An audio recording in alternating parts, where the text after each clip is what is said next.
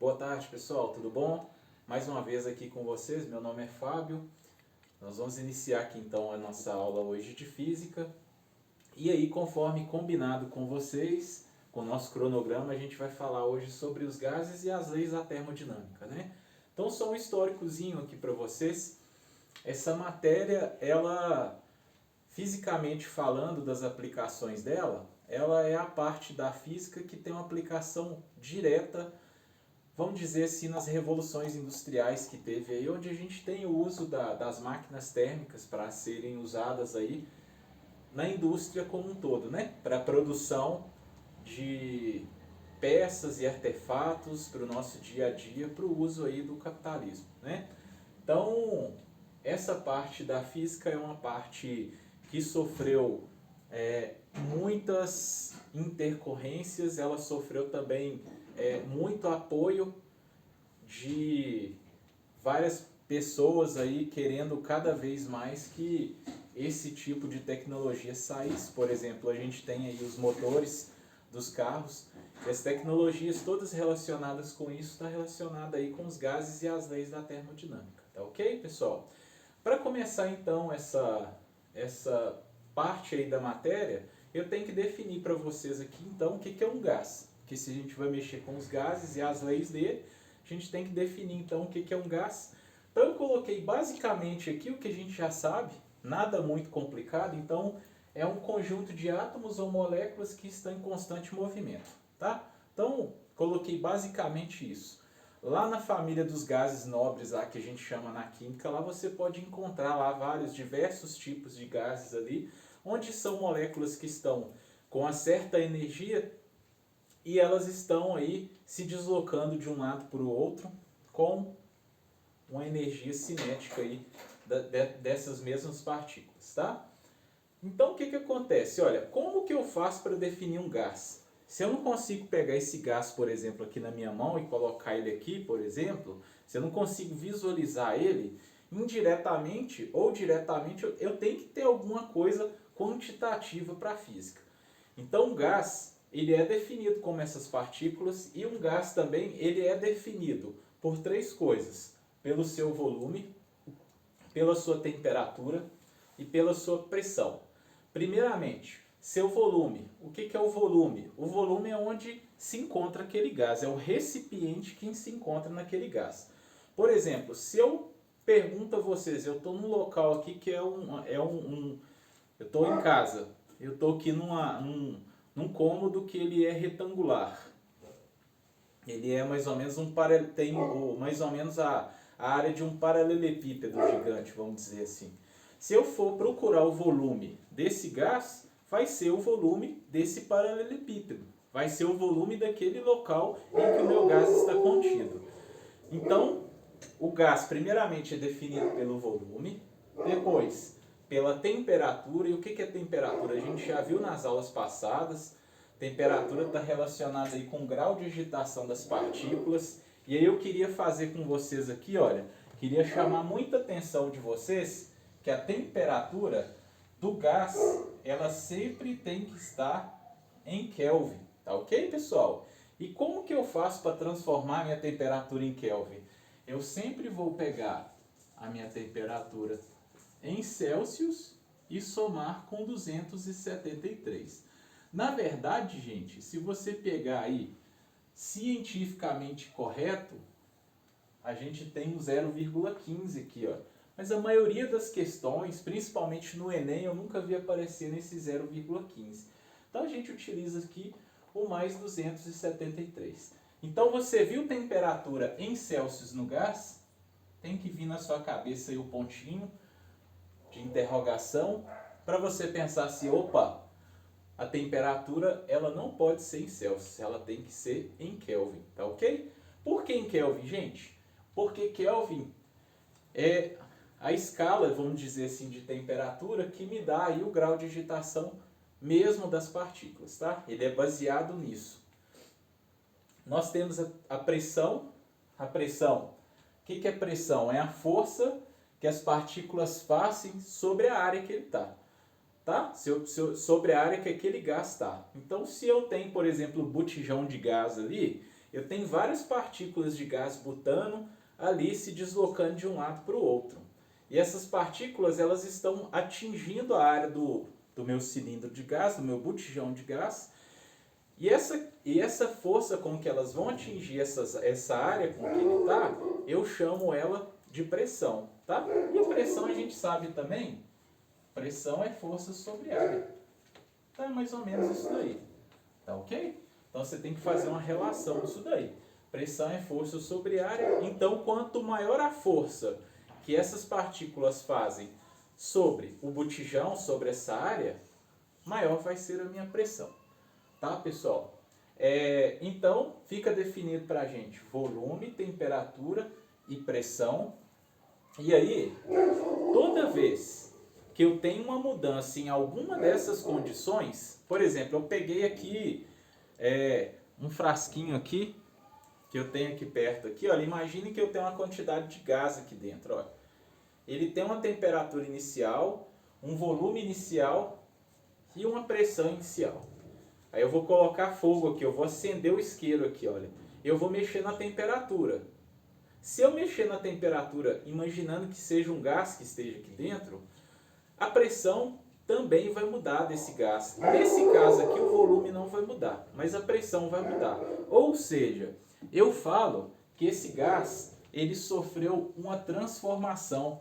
Então eu falo o seguinte, olha, toda vez que alguma das variáveis muda, quais variáveis, gente? Essas variáveis daqui de baixo, toda vez que eu mudo ou volume, ou temperatura, ou pressão, ou dois deles, ou três deles, toda vez que eu mudo algum quesito desses daqui, o meu gás eu falo que ele sofreu uma transformação gasosa, tá? E isso vai ser o que a gente vai ver aqui pra frente, depois dessa parte aqui que eu apagar aqui, a gente vai ver os tipos de transformação que a gente tem.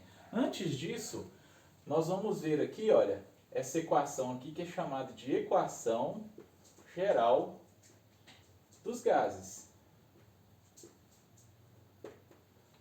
Que fala que a pressão inicial do gás vezes o volume inicial dividido pela temperatura inicial é igual a pressão final vezes o volume final dividido pela temperatura final. Lembrando sempre, gente, que a temperatura tem que estar em Kelvin. Então essa é a equação geral dos gases, e a equação geral dos gases é dada por um estado inicial é igual a um estado final. Não sei se ajuda vocês, mas antes a gente chamava de pifiti pofotó, essa fórmulazinha aqui. Eu consegui gravar desse jeito. Gravando ela desse jeito, você vai conseguir fazer todas as soluções aí das variáveis de um gás e das transformações de um gás, tá beleza, gente? Então só mais um instantezinho aí, enquanto eu apago aqui e retorno aí de novo, tá beleza? Pessoal, então voltando aqui com vocês, olha, como eu falei com vocês, a gente tem aí as transformações gasosas, e as transformações gasosas, elas acontecem toda vez que eu mudo pressão, temperatura ou volume, tá? E com isso nós temos três tipos de transformações gasosas. E os nomes são bem fáceis de gravar, porque geralmente eles vêm com o prefixo iso, e iso é igual. Iso é igual, né? Vocês sabem lá da matemática quando você tem isósceles, por exemplo, escaleno. Desculpa, escaleno não, é isósceles, que são os lados lá iguais.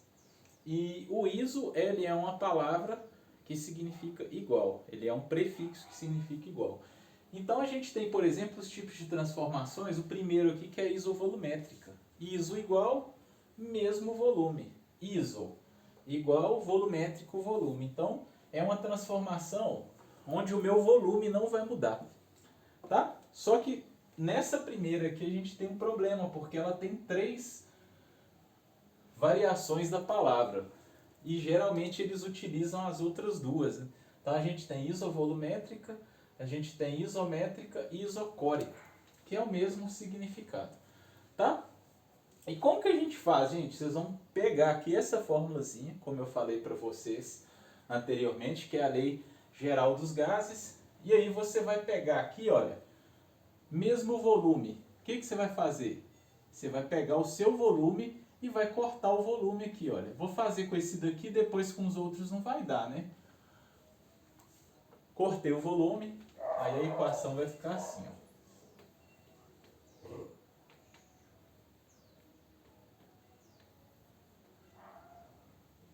Essa vai ser a minha relação matemática que eu vou ter, porque eu cortei o volume, tá beleza? E a minha transformação isobárica, o que é? Mesma pressão, então iso igual bares pressão. Então isobárica, mesma pressão. Então iso igual e bares pressão, então mesma pressão. Como que vai ficar a minha formulazinha? Aí eu vou riscar agora quem? Se é a pressão, eu vou riscar a minha pressão. Se é ela que vai ser igual, aí a formulazinha vai ficar assim, olha. V0 sobre T0 é igual a V sobre T. Da mesma forma, isotérmica. Eu vou cortar a temperatura porque iso igual temperatura, mesma temperatura. Aí vai ficar assim, ó. P0 vezes V0 é igual a P0 vezes V0. Ó, desculpa, P0 e aqui sem o zero, né? É o inicial e o final. Então aqui a gente tem as formulazinhas que representam então a estrutura de transformações gasosas. Ok, pessoal? Então se eu tiver, por exemplo, de falar algum exercício que estiver falando para vocês aí que é isovolumétrica, por exemplo, você sabe que você vai trabalhar com um volume igual, que vai ser com o mesmo volume. Gente, lembrando que os exercícios a gente faz na live amanhã, tá ok? Então, saindo das transformações gasosas, a gente vai para o trabalho sobre um gás. O que seria o trabalho sobre um gás? É o trabalho que vai ser realizado pelo gás ou sobre o gás. Então, imagine a seguinte situação, olha, que eu tentei desenhar aqui para vocês, olha. Isso daqui é um cilindro, ele tem um êmbolo. O que é um êmbolo? Imagine uma seringa. O êmbolo é a parte móvel da minha seringa. Então, é aquela parte que pode se mover. Então imagine que esse cilindro aqui ele possa se mover, eu tenho um gás aqui dentro, e aí eu vou fazer o seguinte, olha, tudo que tem aqui fora eu chamo de vizinhança, e o gás é o meu sistema. Vou colocar fogo aqui, então o que vai acontecer? Esse gás vai aumentar a temperatura, a agitação térmica das partículas vai aumentar, e esse êmbolo ele vai subir, fazendo com que esse gás ele realize um trabalho sobre a vizinhança. Então ele vai realizar um trabalho. Lembrando para vocês, trabalho é força multiplicado pela distância que o móvel vai andar. Para o gás, a gente tem essa formulazinha aqui que é muito importante para nossas leis da termodinâmica, tá? Então trabalho no gás, que eu posso colocar aqui T também, né? Igual aqui eu posso colocar W. Trabalho vai ser a pressão vezes a variação do volume. E aí você tem que gravar. Toda vez que o meu trabalho for maior do que zero, é porque o gás realizou o trabalho sobre a vizinhança.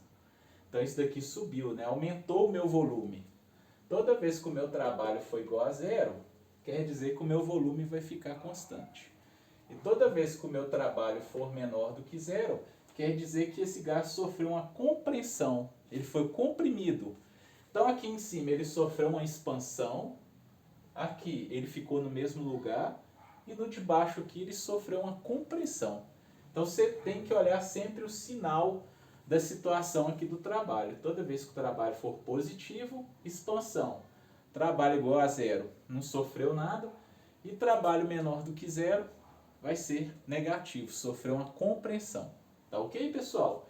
Então isso daqui é a nossa formulazinha básica de trabalho sobre um gás. Então vimos aqui então as nossas transformações, vimos o trabalho sobre um gás. Aí na próxima parte que eu apagar aqui novamente aqui, a gente vai ver aqui as duas leis principais aí da termodinâmica.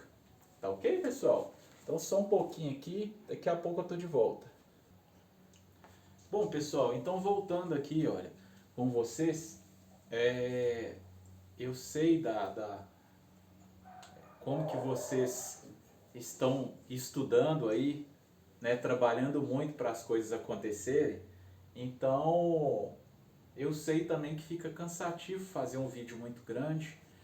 O que acontece? Eu vou passar a primeira lei da termodinâmica, a segunda lei eu retrato ela como ela é uma lei bem compacta, bem pequena, amanhã eu comento com vocês na live, tá ok? Só falar da primeira lei da termodinâmica, ela é descrita por essa formulazinha, olha. Onde a gente tem ΔU, que é a energia interna do gás, Q é o calor e W é o trabalho que o gás realiza ou é realizado sobre o gás. Então as manhas que eu tenho que falar para vocês é para vocês ficarem bem espertos em relação ao sinal, tá? Como eu falei para vocês anteriormente. Toda vez que ele falar para vocês que é uma compressão, se ele comprimir o gás, o trabalho é negativo. Então, menos vezes esse menos da fórmula te dá mais. Então, se você tiver que fazer alguma continha, você tem que somar isso daqui. Então, você tem que ficar esperto com isso. Outra coisa que você tem que ficar esperto, a quantidade de calor que o gás absorve ou libera. Porque se ele absorver, ele é positivo. Se ele liberar, ele é negativo. E na maioria das vezes que as questões abordam isso, esse assunto numérico, ele brinca com isso. E é fácil da gente cair. Mas a primeira lei da termodinâmica é fácil de você gravar. Energia interna vai ser o calor menos o trabalho. Beleza, gente? Então, cada significado está aqui. Essa fórmulazinha, então, é a nossa primeira lei da termodinâmica. A consequência das coisas aqui da segunda lei, eu vou ver com vocês amanhã lá na live. E aí eu convido vocês a realizar aí os 10 exercícios que eu deixei para vocês lá. O Paulo já mandou para vocês. E desses 10 exercícios, alguns são do Enem. E aí eu espero todos aí na live de amanhã. Tá ok, gente? Tudo de bom para vocês, tá? Uma boa tarde para vocês e bons estudos, tá bom? Tchau.